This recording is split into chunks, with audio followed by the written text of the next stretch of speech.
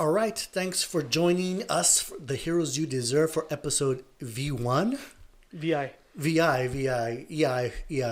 Oh, My name is Henry, and this is Mike. Richard. and this episode we're gonna discuss the Batman versus Superman trailer, and then I believe the next episode we're gonna discuss the movie. But we're gonna discuss our first reactions, what we anticipate, what we think the trailer did right and wrong for the trailer, and I'm gonna save the best for last. So Mike. Let's go with you. Based on the trailer, and we all just watched the trailer right now as a group here. What is your first reaction in regards to Batman versus Superman trailer? Well, I am definitely seeing a lot of parallels to the Dark Knight Returns storyline, which I was really hoping for, and having seen the bat armor, as you see the helmet we have here, the style at least seems to be going in that direction. Obviously, it's not exactly canonical, but I mean it's fine because we have this upstart Batman instead of like this the upstart Superman that's he's just made himself known to the world, and In a big way. in a huge way, creating like a 9/11 event in Metropolis, destroying basically the whole city, which I guess everyone was okay with because it looks like he's got fanboys, he's got a certain number of detractors. Statue. A statue built in his honor, like he's freaking Rocky. I mean, come on. Which was immediately defaced because that's what you do when you're in America. It didn't look like a Banksy, I promise you that. But Bruce Wayne apparently sees right through this. So if I had one complaint, and I'm certain Richard's gonna parrot this because it's what everybody was complaining about, is that I feel like a lot was given away in all these trailers, and I wish I had placed an embargo on myself to not watch them. And we just revisited the trailer a few minutes ago between ourselves, and even then I felt like, why am I doing this to myself? I should really be saving this. We watched the international trailer, which revealed a bit more, but it's a long movie, so I'm hoping that the few snippets we saw aren't the best parts of the film. We're not watching the beginning of each act. We're really just seeing snippets of what's happening. And we just posted something on our Facebook. We posted a supercut of all the trailers put together. And That's right. That was about 11 minutes out of this 2.5 hour movie. Mm-hmm. So I mean, you're talking just a small percentage of the film that we've actually seen. Sure. You probably could break down some movies that way. Like, I've heard film described as, thing happens, the end. We've seen trailers that certainly do show the thing happening. You can guess how it turns out by most films. It's either going to end on a happy note or it's not, depending on what the subject matter is. But this one seems to be very all over the place. So while I think I've seen the various stages of the film unfold in the trailers, I don't know that I have every detail. So I'm still very excited. We are as of today 1 week away from actually watching this film together. So I'm very excited. I'm super excited myself. Yes. I don't have a cool Batman pun to throw back at you. No, not yet. I feel unprepared. I'll swing and you'll swing the bat later on. Yeah. Or I'll just lob a that's meatball right. in your direction and you'll hit it out of the park. That's right. All right, Rich.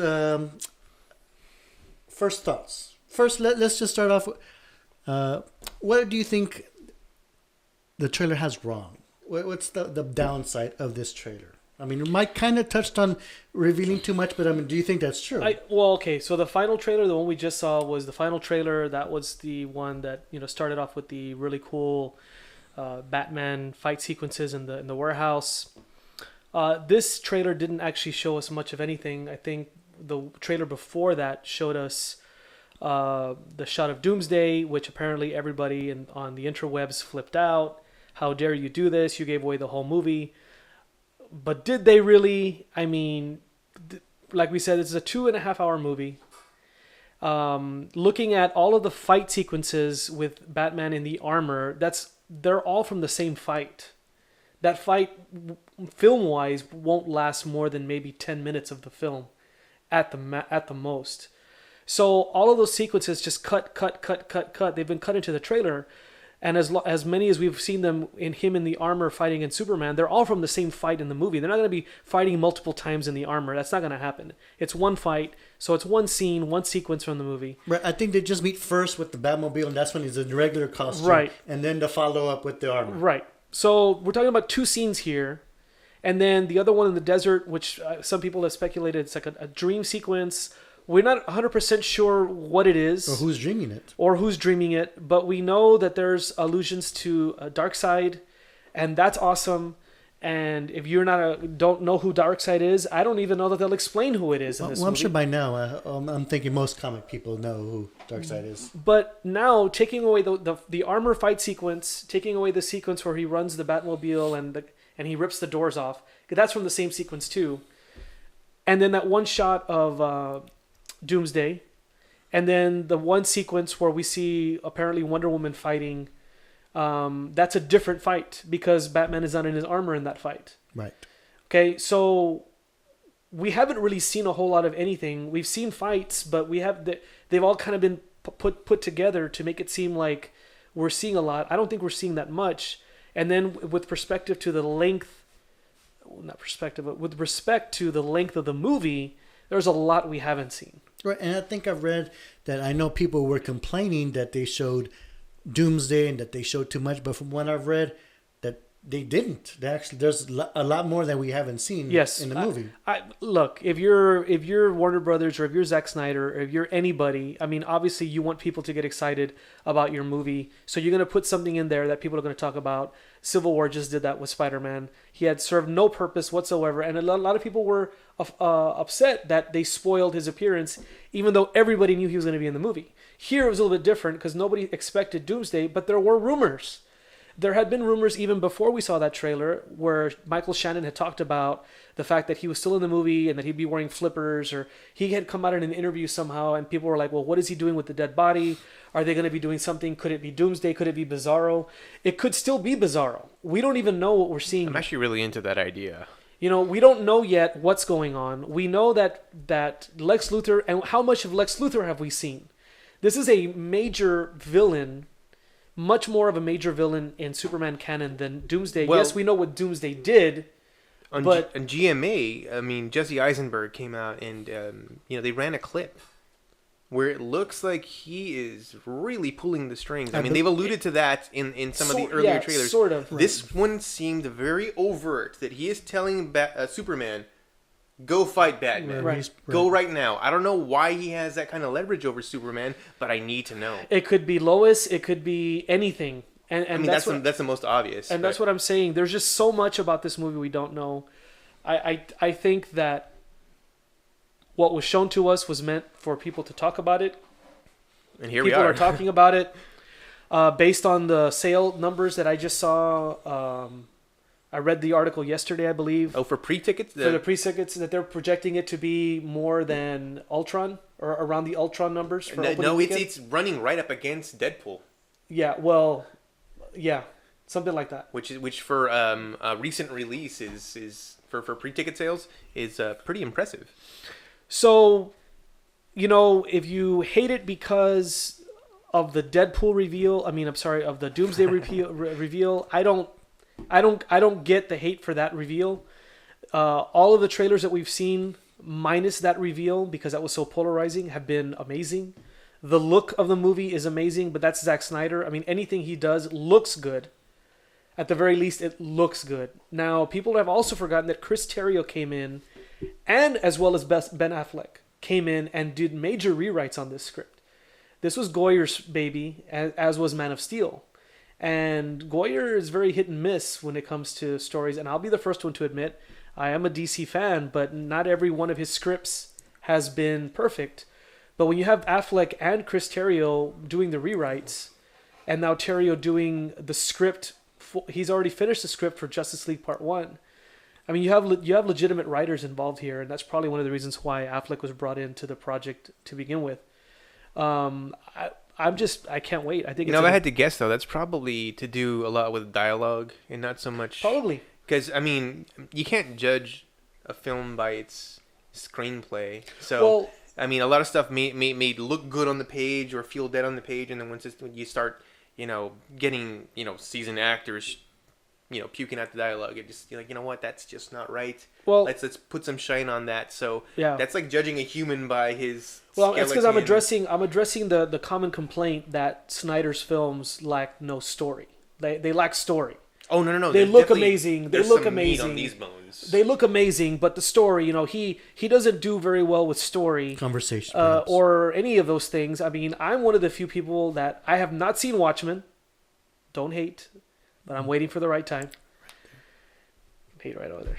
But I'm one of the few people that I actually got what he was trying to do with Sucker Punch, and I really enjoyed Sucker Punch. I thought did it was too, I thought it was a actually. really good movie.